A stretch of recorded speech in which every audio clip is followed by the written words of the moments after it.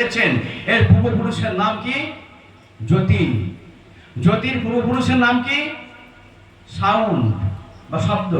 শব্দের পূর্বপুরুষের নাম কি? ভাইব্রেশন বা কম্পন। কম্পনের পূর্বপুরুষের নাম কি?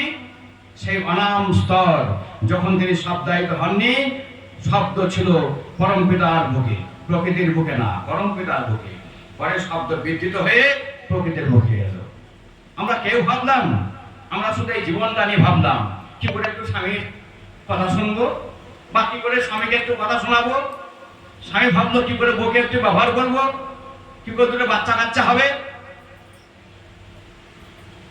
আপনি বাচ্চাটাও তো নিজের ইচ্ছে মতো তৈরি করেননি, ওটাও তো আপনার হাসতে হাসতে খেলতে খেলতে হয়ে গেছে কোনোভাবে। আপনি জানতেন নাকি যে আপনার ছেলে হবে? আপনি জানতেন নাকি আপনার মেয়ে হবে? হ্যাঁ, আনএক্সপেক্টেড চাই, অপ্রত্যাশিত সন্তান। জানতেন না, হওয়ার পর বুঝতে পারলেন পা দুটো ফাঁক করে যে ছেলের আমি। আরে কিচ্ছু বললাম না, ঈশ্বরের কথা ভাবলাম না, ঈশ্বরের জন্য কোনো কিছু বললাম না। যা হওয়ার প্রকৃত ভালোভাবে এমনি হয়েছে। আর আপনি হঠাৎ আপনি ভাবছেন যে আপনার সন্তানের জন্য ভবিষ্যৎ তৈরি করে দেন ব্যাংকে ব্যাংক ব্যালেন্স করে।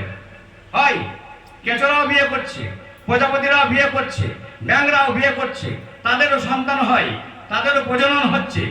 তা তো ভাবিনি কোনোদিন যে আমরা আমাদের ভবিষ্যৎ তৈরি করে রাখি। আপনি মশাই কোন বলো যে সন্তানের ভবিষ্যৎ তৈরি করবেন?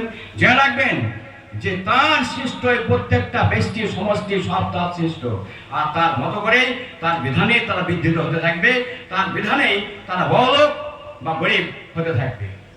আর বড়লোক সেই প্রকৃত বড়লোক যে ঈশ্বরীয় শক্তিতে সমৃদ্ধ ও ঈশ্বরীয় শক্তিতে সম্পূর্ণ, তাছাড়া সব নিরর্থক। তাই একটাই মন্ত্র, সদ্গুরু বা পুরুষোত্তম যিনি স্বয়ং ঈশ্বরের মূর্ত প্রতীক। এই বহু দেবতার পূজা করলে কিন্তু